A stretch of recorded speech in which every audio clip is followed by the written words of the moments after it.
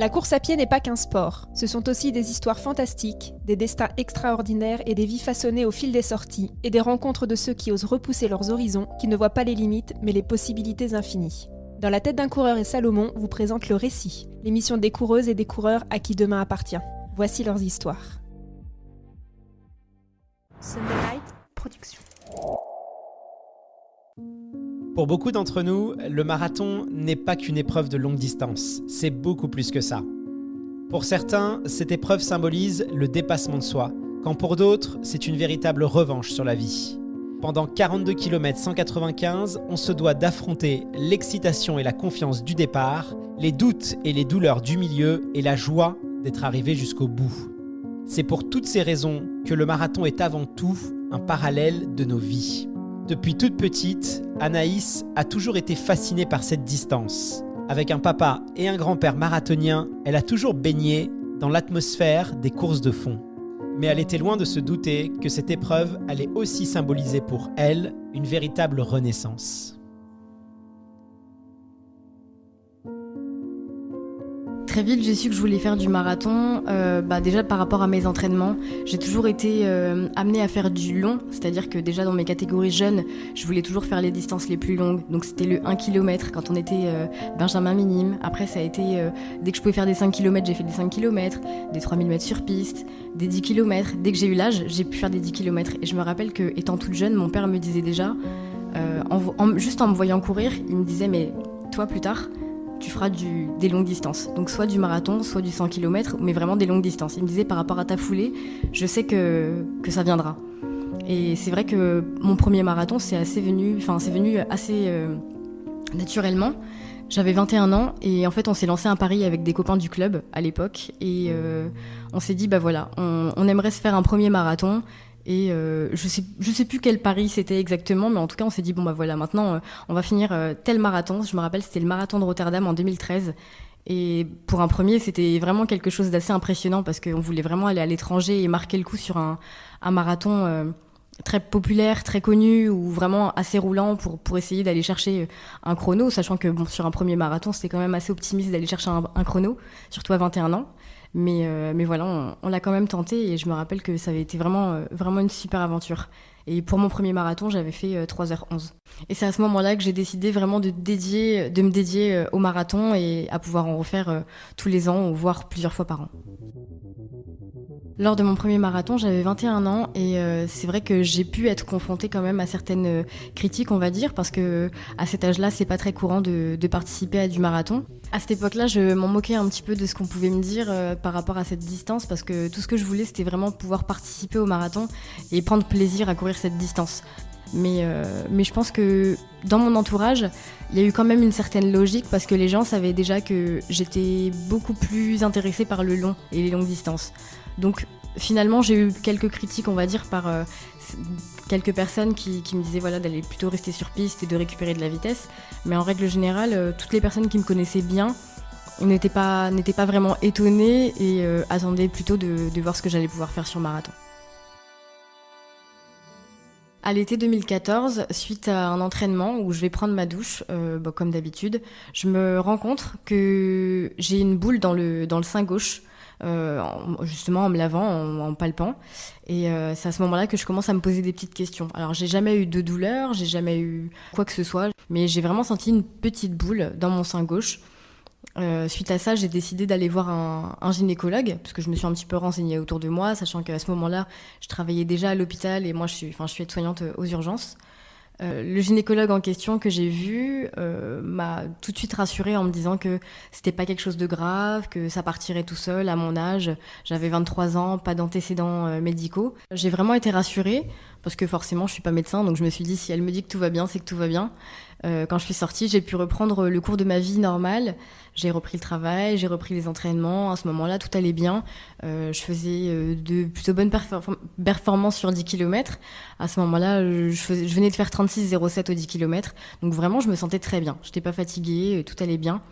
Ensuite, il s'est passé environ 6 mois où j'ai laissé passer parce que forcément, c'était pas si inquiétant au départ. J'ai vu un second médecin parce que la boule que j'avais dans mon sein gauche continuait à grossir. Elle m'a jamais fait mal, mais elle continue à grossir, elle était toujours présente. Donc à ce moment-là, je vois un deuxième médecin urgentiste là où je travaille qui me prescrit un bilan sanguin et qui vérifie un petit peu en me disant que bon, elle est pas très inquiète, mais que dans le doute, on va faire un petit bilan quand même pour voir ce qui peut se passer. Je passe cette prise de sang et à la suite de cet examen, on me dit qu'il faut compter environ 48 à 72 heures pour avoir le résultat. Une fois les résultats en main, j'ai pu retourner voir le médecin en question qui m'avait prescrit cet examen pour justement vérifier les résultats. Et à ce moment-là, tout était bon, tout était parfait. Tout allait bien, c'était nickel. Suite à ce résultat, j'ai été très soulagée de voir que tout allait bien. Donc du coup, j'ai pu rentrer à la maison, reprendre ma préparation, mon entraînement classique. J'ai repris le travail, enfin, je n'avais pas arrêté le travail, mais tout était correct. Donc j'ai pu reprendre le cours de ma vie normale. Évidemment, j'avais toujours cette boule, mais la médecin que j'ai pu voir était très rassurante, justement en me disant que c'était sûrement un kyste et que ça partirait soit avec le temps, soit que c'était hormonal, soit que d'ici quelques temps, quelques années peut-être, sûrement on aurait à opérer, mais voilà, c'était pas très important. À cette époque-là, je me sentais vraiment bien. J'étais en pleine préparation pour le semi-marathon de Lille, où j'ai pu le courir en 1h22. Donc vraiment, tout se passait très bien, la course s'est très bien passée. Les chronos commençaient à baisser à ce moment-là et je me rendais compte que j'avais encore envie que ça puisse descendre encore. Je me sentais vraiment à l'aise dans les allures et je sentais que j'étais en pleine progression. Donc j'avais vraiment envie de continuer sur cet élan-là en fait. À ce moment-là, tous les voyants sont au vert, mais 5 mois passent après cette prise de sang et je me rends compte que vraiment cette boule est toujours présente et continue à m'embêter. Et je décide d'aller voir un troisième médecin, cette fois qui va me prescrire une ponction et une échographie mammaire. Je voulais surtout avoir le diagnostic parce que justement, voilà, certains médecins me disaient que c'était hormonal, certains médecins me disaient que ça allait partir. Au final, j'ai jamais vraiment su ce que c'était, mais cette boule était toujours présente, elle continuait à grossir et à déformer mon sein sur la fin.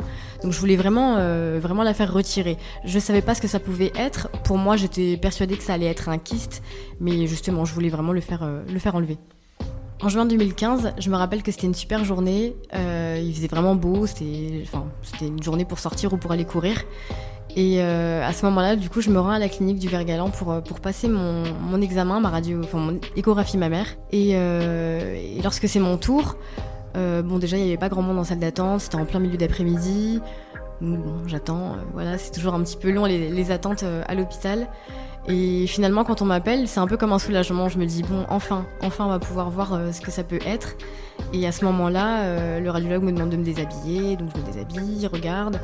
Il passe son appareil du coup sur mon sein et il voit la boule et il me dit, bon, c'est quand même assez gros et ça me paraît pas très rassurant. Je vois qu'il fait une tête, il tombe de haut en fait. Vraiment, il fait une tête un peu choquée. Et à ce moment-là, je me dis, bon, là, ça commence à pas sentir très très bon pour moi. Et je lui dis tout de suite, ça vous inquiète, qu'est-ce qui se passe? Et je me rappelle que juste avant, lors de l'inscription, en fait, avant de passer, la dame me dit de suite, bon, on ne passera pas de mammographie en urgence parce que de toute façon, les mammographies, c'est à partir de 45 ans. Donc je lui dis, bon, très bien, ça va me faire gagner du temps, je vais rentrer à la maison plus tôt. Et lorsque je vois le radiologue, de suite, il m'envoie en mammographie. Il me dit là, on part en urgence, de suite faire une mammographie. Donc là, forcément, ça commence à cogiter et je commence à me poser des questions. De suite, on m'emmène dans la salle de mammographie que je ne connaissais pas du tout. Et donc je m'installe torse nu contre cette machine toute blanche, très froide, qui va m'écraser complètement le sein, en fait, le sein gauche, pour vérifier la masse qui est à l'intérieur.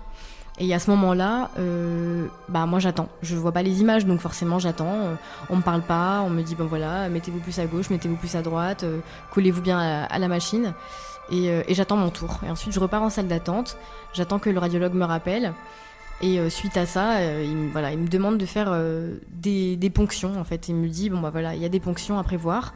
À ce moment-là, vous allez revenir dès demain, et dès demain, on va vous faire la ponction. Parce qu'en fait, à ce moment-là, j'avais plusieurs masses dans la poitrine, une qui était plus importante que les autres, mais autour, dans les deux seins, il y avait 2-3 masses. Donc vraiment, c'est aussi pour ça que le radiologue était quand même plutôt inquiet. Et j'avais une énorme boule inflammatoire sous l'aisselle, qui étaient les ganglions en fait, qui étaient très très inflammés. Et c'est aussi ce qui a alerté le radiologue. Quand il a passé l'échographie, il m'a dit bon là c'est un petit peu chaud quoi. En sortant du rendez-vous, du coup, j'appelle de suite mon père pour lui expliquer un petit peu ce qui s'est passé lors de l'examen, parce que forcément, il était autant inquiet que moi. Au final, je me rends compte que j'ai pas vraiment de réponse à mes questions, mais que j'ai plus d'interrogations et que ça me rassure pas vraiment sur le diagnostic. Mais voilà, on me demande de revenir le lendemain pour passer des ponctions, donc je rentre chez moi. Pas très sereine quand même, parce que là je me dis bon voilà, vu la tête du médecin, je pense que c'est pas très bon, mais bon bah de toute façon quoi qu'il arrive il faut avancer, il faut faire avec, donc quoi qu'il arrive, que ce soit bien ou pas bien, on fera les examens et on verra ce qui se passe. Je me souviens que j'avais entraînement le soir même et je suis rentrée chez moi, je me suis changée, j'ai pris mes affaires et j'ai rejoint mes copains de club. Et j'avais un ami justement avec qui je m'entendais très bien, à qui je racontais un peu ma vie. Et quand je lui en parlais, il était toujours en train de me dire mais non, n'importe quoi, tu te fais des films, c'est pas grave, ça peut pas être grave, t'as 24 ans, voilà, et ça peut vraiment pas être grave quoi. Tout le monde me rassurait, vraiment tout le monde, absolument tout le monde me répétait la même chose. Mais non, t'es forte, tu fais du sport, tu manges bien, t'as une hygiène de vie correcte. Ça peut pas être grave. Je pars courir du coup avec mes amis du club, mais voilà, ça ne sort pas de mes pensées, ça reste dans ma tête et je pense qu'à ça. J'ai qu'une hâte, c'est d'être au rendez-vous du lendemain pour en savoir un petit peu plus. Le lendemain matin, je me rends à la clinique avec le matériel qu'on m'avait demandé de ramener justement en pharmacie pour faire ma ponction. Et donc le médecin me passe un petit gel pour m'anesthésier localement à certains points. Et à ce moment-là, on fait les ponctions. Donc je me rappelle que c'était une grande aiguille qui rentre du coup à l'intérieur de mon sein pour essayer d'aller crocheter quelques petits morceaux des masses, des différentes masses, et pour pouvoir les faire envoyer en anapathe, pour pouvoir les faire justement pour faire des recherches, pour voir si les cellules étaient malignes ou bénignes et en savoir un petit peu plus. À la suite de cet examen, on m'explique que voilà, il y a du temps pour faire des recherches, il faut vraiment mettre du temps pour vraiment faire les choses bien et qu'il faut compter environ un mois et demi pour avoir les résultats et que lorsque les résultats seraient disponibles, on m'appellerait et je viendrais à la clinique à ce moment-là. Et du coup, il n'y avait plus qu'à attendre les résultats. J'ai tenté de reprendre le cours de ma vie normale, mes entraînements, mon travail, voilà, tout se passait correctement. Mais c'est vrai que voilà, j'avais toujours en tête cette boule qui était présente, qui me gênait de plus en plus et auquel je me posais énormément de questions. Alors je décide quand même de rester impliquée dans ma préparation parce que justement ça me permettait de penser à autre chose, de pas penser à à avoir des pensées négatives, on va dire. Et je restais toujours focus sur les entraînements, le travail, la vie quotidienne. Donc tout se passait très très bien. Et j'ai décidé de faire un trail en août 2015. Du coup, j'étais avec mon père, qui s'appelle la Rondée Douanier. C'était un 9,7 km à Saint-Nazaire. Et c'était une course que j'avais l'habitude de faire chaque année et que j'aimais beaucoup parce que justement le cadre était magnifique. On courait le long de la plage et vraiment ça me permettait de penser à autre chose et d'être en famille. Je gagne ce trail, j'avais vraiment de bonnes sensations. En plus, voilà, c'est pas ma discipline phare, on va dire, le trail. Moi, je suis vraiment quelqu'un qui fait de la route. Mais là, ça m'a permis de partir en week-end, d'être en famille, de vraiment penser à autre chose, de déconnecter. J'ai vraiment adoré, quoi. Il a fait super beau ce jour-là, on était près de la mer. C'était un super week-end. Suite à ce week-end, je rentre à la maison, reprends le cours de ma vie. Et voilà, j'avais déjà un petit courrier avec mon rendez-vous, justement, où on m'attendait à la clinique, tel jour, telle heure. Je me rappelle que c'était le 7 août, en matinée, et que du coup, j'y suis allée accompagnée de mon entraîneur de l'époque, Gérard Viel, parce que mon père était sur les championnats du monde master à Lyon. Du coup, il était là-bas pendant une dizaine de jours. Et voilà, je me rappelle que c'était un grand moment, j'attendais vraiment les résultats et dès qu'on m'a appelée, c'était bon, allez c'est parti, on y va. Et donc je suis retournée dans le cabinet du radiologue, il m'a demandé de m'asseoir. Et de suite en fait, j'ai même pas attendu qu'il me dise quoi que ce soit, je lui ai dit c'est pas bon. Et il m'a regardé et il m'a dit non, c'est pas bon. Donc je lui ai dit est-ce qu'on peut parler d'un cancer? Et il m'a dit oui, on parle d'un cancer. Là, je lui ai dit, est-ce que je vais avoir de la chimiothérapie? Il m'a dit oui, il y aura de la chimiothérapie. Donc là, je suis quand même tombée de haut. De suite, j'étais un peu choquée. Je pense que voilà, j'ai pas pleuré tout de suite, j'étais vraiment choquée. Il m'a laissé quelques temps. En fait, il a dit je vais revenir tout de suite. En fait, il m'a dit tu restes là, je reviens dans quelques minutes. Lui-même, il est allé voir l'oncologue, donc le médecin qui allait s'occuper de mon cancer. Et en fait, quand je suis ressortie du cabinet, il m'a dit voilà, je t'accompagne vers tel médecin, comme ça je te mets en lien de suite avec, tu ne repars pas avec des questions, tout ce que tu pourras avoir comme question, tu pourras aller lui poser directement, même si à ce moment-là, j'entendais pas grand-chose, hein, c'était blablabla, ça rentrait par une oreille, ça sortait par l'autre, j'étais un peu, je suis tombée de haut, quoi. L'oncologue m'apprend que c'est un stade 3/4 et que c'est un cancer très agressif, c'est un cancer du sein triple négatif, avec métastase ganglionnaire, donc d'où la boule que j'avais sous l'aisselle. Et voilà, donc je repense au cours de l'année qui s'est passé, et je suis un peu énervée parce que je me dis que au final les choses auraient pu être prises à temps, peut-être bien plus tôt, et que j'aurais pas eu à passer tout ça, tous ces examens ou tous ces traitements, parce que là du coup le médecin en question me dit que je vais devoir faire de la chimiothérapie très rapidement, de la radiothérapie certainement, et que je vais sûrement me faire opérer certainement pour l'ablation d'un ou de mes deux seins, à voir en fonction des résultats et de comment je vais tolérer la chimiothérapie. Donc je suis ressortie du cabinet, j'étais avec mon entraîneur, et là j'ai fondu en larmes. Vraiment, j'ai regardé mon entraîneur en lui disant mais je comprends pas, j'ai un cancer.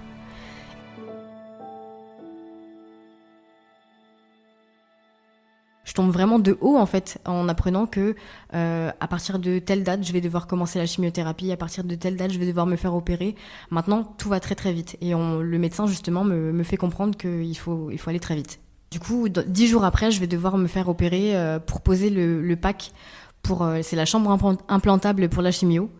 Et de suite commencer la chimio dans la foulée. Donc il m'annonce que ça va être un long cursus sur 7 à 8 mois, toutes les 3 semaines, que je vais avoir 2 cures de chimio toutes les 3 semaines, donc le lundi et le mardi, que ça va être quand même assez sport, sans jeu de mots, que ça va être assez physique, et que voilà, que j'allais perdre mes cheveux, que tout est, enfin voilà, le cursus normal pour une chimiothérapie.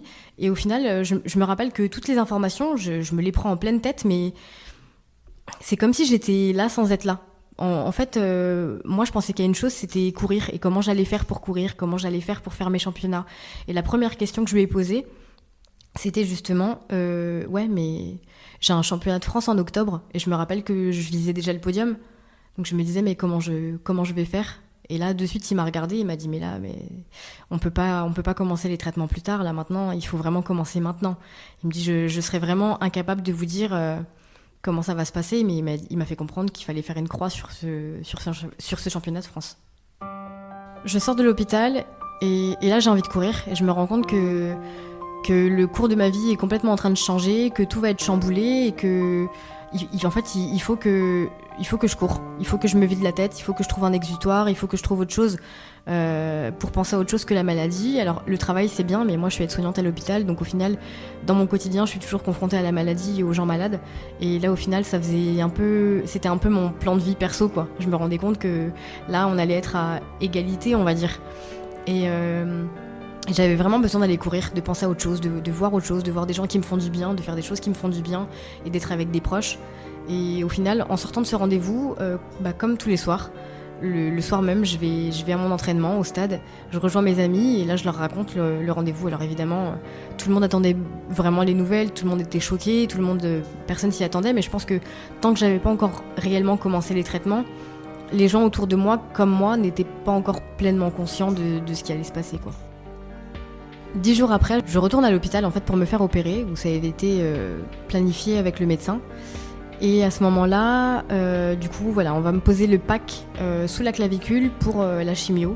Donc c'est un petit boîtier qui est relié au cœur en fait, et qui va envoyer directement les produits pour pas abîmer les veines et pas les passer en intraveineuse. Donc du coup, on me pose cette petite boîte, et dans la foulée, je vais commencer la première chimio. Donc en fait, j'ai dû me faire opérer le lundi, j'ai fait de suite ma chimio le lundi, deuxième chimio le mardi, et ensuite je suis rentrée à la maison. Et voilà, comme d'habitude, le jour même de l'opération, le soir je suis rentrée, je suis allée courir. Et là, pour le coup, j'ai pas encore commencé à sentir d'effets secondaires par rapport au traitement, parce que je pense que mon corps était encore en train de lutter contre les traitements. Mais c'est vraiment 2-3 jours après où j'ai commencé à ressentir une grande fatigue. Et justement, les médecins m'avaient prévenu. À ce moment-là, j'étais très vite essoufflée. J'avais l'impression je faisais un petit footing. Mon cœur battait déjà à 180.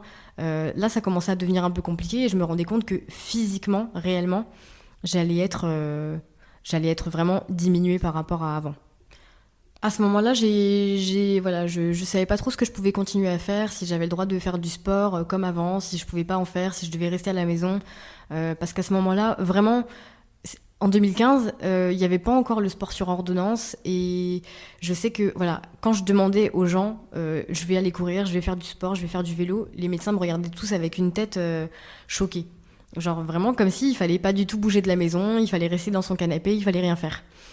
Sauf que moi, je suis allée voir mon médecin et je lui ai dit, moi j'ai besoin de courir, c'est ma vie, j'ai besoin de ça pour penser à autre chose, pour me sentir bien dans ma peau, pour pouvoir me dépenser. Parce que justement, quand j'ai commencé les traitements, je pouvais plus travailler parce que j'étais en aplasie, donc j'avais plus de défense immunitaire à cause de la chimio.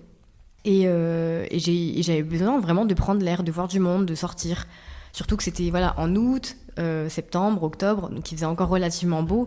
J'avais vraiment besoin de faire ce plein de vitamines et de sortir pour voir du monde. Mais je me rappelle que les médecins n'étaient pas très très chauds pour me laisser courir.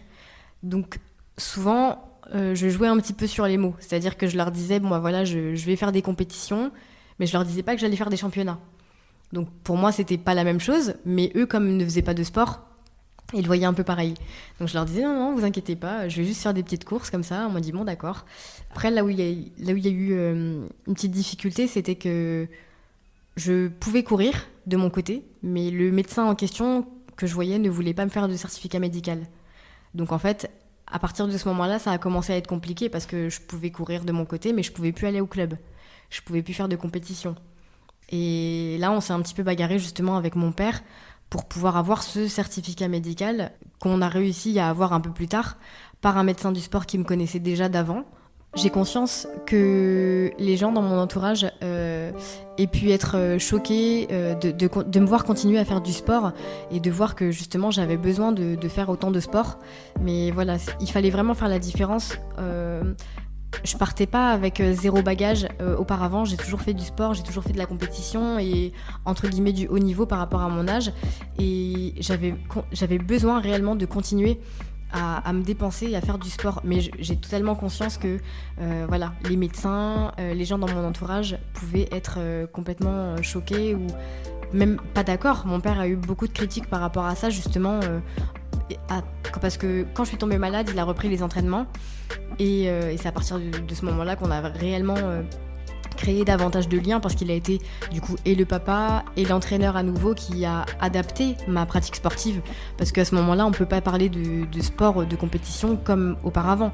J'ai vraiment adapté ma pratique en fonction de mes sensations, en fonction de ma forme. Il y a des jours où je voulais aller courir, au final je faisais 1 heure de course mais j'allais marcher, en même temps je marchais. Des fois je courais, des fois je marchais, des fois je faisais du vélo. Je faisais du vélo à 12 à l'heure. Mais j'ai toujours adapté ma pratique sportive en fonction de mes sensations. Je sais que tout le monde n'est pas capable de pouvoir le faire. Et je ne dirai jamais à quelconque personne d'en faire autant. J'ai eu beaucoup de retours d'ailleurs sur des gens qui me disaient moi j'aurais aimé pouvoir continuer, j'aurais aimé pouvoir faire ci ou j'aurais aimé pouvoir faire ça. Mais je pense qu'on est vraiment tous différents et c'est du cas par cas. Moi ça a été en fonction de ma forme d'avant, en fonction de ma forme du moment et avec les armes que j'avais au jour le jour, en fonction du stade de mon cancer aussi et des cancers qui sont différents. Et je pense que on peut pas tout mélanger et pour chaque personne c'est totalement différent quoi. En juin 2016, tous mes traitements sont terminés. J'en ai fini avec la chimiothérapie, la radiothérapie, les cicatrisations de mes opérations sont très bien et tout s'est bien passé et je me sens vraiment bien. À partir de ce moment-là, on décide avec mon père de commencer la préparation pour le marathon à Tours, les championnats de France. L'objectif, c'était vraiment de revenir à niveau. C'était pas de faire quelconque place, c'était pas de viser un podium, mais vraiment, je voulais prendre ma revanche et pouvoir me dire, aujourd'hui, j'ai réussi à revenir au niveau que j'avais avant, voire mieux. Et ce jour-là, je me rappelle que cette course, ça a complètement changé ma vie, je pense. Je prends le départ de cette course où je me sentais vraiment très très bien. Tous les feux étaient ouverts. Vraiment, avec mon père, on s'était mis d'accord sur les chronos, les séances d'avant. Enfin, tout s'était très très bien passé. Mes sorties longues, tout était à la bonne allure. Tout le monde me disait justement dans mon entourage, mais waouh, mais genre t'as réussi à revenir à un bon niveau. On a hâte de voir ce que tu vas pouvoir faire le jour J. Et ce jour-là, du coup, je prends le départ de la course en étant un peu stressée, mais pas tellement. C'était surtout beaucoup d'émotions où je me disais, bon bah voilà, j'avais des petits cheveux, je me rappelle, mes cheveux ils faisaient peut-être 2-3 cm parce que bah, suite à la chimio, ils commençaient à repousser. Donc c'était vraiment plein d'émotions. J'avais dû réadapter un petit peu toute ma pratique parce que bah, forcément avec les opérations, les brassières, tout était un petit peu différent. Mais je me rappelle que c'était une course de folie. Genre, j'ai pris le départ. Déjà, il y avait 2 nanas qui étaient favorites de la course qui n'étaient pas présentes ce jour-là. Donc je me disais, bon, bah voilà, j'espérais pas faire un podium, mais bon, qui sait, quoi. Je me disais, on sait jamais. Avec ces 2 filles-là en moins, forcément, tout peut arriver sur marathon. Donc je me disais, bon allez, je prends mon départ de ma course. Comme d'habitude, mon père me disait, ne te laisse pas entraîner par les autres, tu connais tes allures, tu pars à ton allure, et si ça passe jusqu'au bout, et ben c'est tant mieux. Et c'est ce que j'ai fait. Et tout au long de la course, j'ai entendu ses paroles. Tout ce qu'il a pu me répéter le long de la prépa, tout ce qu'il a pu me dire le long des entraînements, tout ce qu'il a pu me dire le long des traitements même, en me disant, voilà, si avant, t'as vécu des choses difficiles, il me dit, pense que toutes les courses que tu vas passer aujourd'hui, c'est que du bonheur. Donc effectivement, dans toutes les difficultés que j'ai pu connaître après, à chaque fois je me suis dit bah ok, c'est dur mais j'ai connu pire. Donc maintenant on serre les dents et on y va. Je me rappelle que tout au long de la course, tout s'est bien passé. Vers le 15e kilomètre, je vois une fille qui était pareil dans les favorites de course abandonnée. Je me dis mais waouh, mais ça veut dire que là, si tout se passe bien, je suis dans le top 3. Donc je me dis c'est quand même assez incroyable de pouvoir en arriver là. Et je me disais bon bah c'est le championnat de France. Certes, mon niveau c'était pas un niveau, on va dire exceptionnel à ce moment-là. En tout cas, moi, j'avais pas confiance en moi et je me disais bon bah voilà, peut-être que j'arriverai à faire ça, peut-être que j'arriverai à faire ça, mais c'était que des suppositions. J'étais pas encore arrivée. Et donc la course se passe. Kilomètre 30, je vois que je suis toujours dans mes allures, tout va bien. Kilomètre 32, pareil, je me dis purée, mais je me sens vraiment bien aujourd'hui. Et là, pareil, je vois une fille abandonnée, ou je vois une fille, je double une fille, je me rappelle plus exactement, mais je double une fille et je me dis mais là, ça veut dire que je suis 2e. Donc je me dis bon, c'est quand même assez fou quoi. Je continue à courir et je me rappelle qu'à 2 km de l'arrivée, je vois la moto. Et je sais que la moto, c'est la moto qui accompagne la première féminine. Et je me dis mais là, je suis au 40e kilomètre, je vois la moto à 200 mètres de moi. Et je me dis mais si je le tente pas aujourd'hui, je le tenterai jamais en fait. Et je donne tout. Et là je me rappelle que je donne tout. Je fais mes 2 kilomètres, je pense, les plus rapides de ma vie à ce moment-là. Et au bout de peut-être même, il restait même pas 1 kilomètre de l'arrivée, je double cette fille. Et je me rends compte que je suis première. Et je me dis mais là c'est complètement incroyable ce qui est en train de se passer. Je franchis la ligne, je vois ma famille, je vois ma famille, enfin mon père. C'était totalement fou. Je me rappelle que c'était vraiment totalement fou. Et tout le monde me dit mais waouh, mais genre t'es championne de France quoi. Je me dis c'est totalement incroyable. Mais tout ce dont je me rappelle le plus, c'est que ce qui m'a le plus marqué, c'était pas d'avoir gagné le championnat de France. Dans ma tête, c'était vraiment d'être revenue sur mon niveau d'avant. Là, à ce moment-là, je franchis la ligne et je fais moins de 3 heures, je fais 2h55. C'était totalement fou pour moi. Et voilà, j'étais revenue à mon niveau d'avant, j'avais pris ma revanche sur cette maladie. Ce marathon à un tour, ça a vraiment été pour moi le marathon de la renaissance. Parce que voilà, j'aurais jamais pensé pouvoir être là aujourd'hui, pouvoir faire ce que j'ai pu faire ce jour-là. Ça m'a vraiment permis de pouvoir tourner une page par rapport au passé, de couper complètement, de passer à autre chose, de la maladie, des opérations, des traitements qui ont pu être difficiles, et de vraiment pouvoir regarder l'avenir et d'imaginer plein d'autres choses, de pouvoir me dire voilà, bah aujourd'hui j'en suis capable, j'ai réussi et toutes les portes sont ouvertes. Ce que je retiendrai de tout ça, c'est vraiment que voilà, c'est important de se battre. C'est important de ne pas lâcher tout ce dont on a envie, tout ce qui nous fait envie. Moi, je sais qu'à ce moment-là, c'était le sport, mais pour d'autres personnes, ça peut être complètement autre chose. Ça peut être de l'art, ça peut être du chant, ça peut être un autre sport, ça peut être vraiment plein d'autres choses dans la vie. Mais je pense que c'est hyper important de garder ce lien social et de continuer à voir du monde, de faire ce qui nous fait du bien. Et je pense que voilà, avec mon père, même si ça a été difficile à ce moment-là, aujourd'hui, on sait qu'on a pris les bonnes décisions parce qu'on en est là et que Ça m'a permis de ne pas repartir à zéro alors que voilà, tout était difficile pendant les périodes de traitement. On n'a pas tous les mêmes possibilités, mais je pense que dès l'instant où c'est possible et on y croit et on a envie d'y croire, il faut y aller.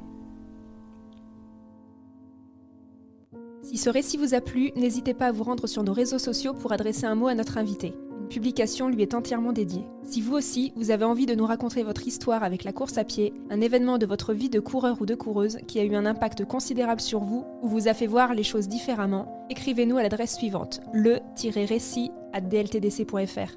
Ce programme vous a été proposé par Salomon. Façonne le futur du sport depuis 1947, Salomon, Tomorrow is yours.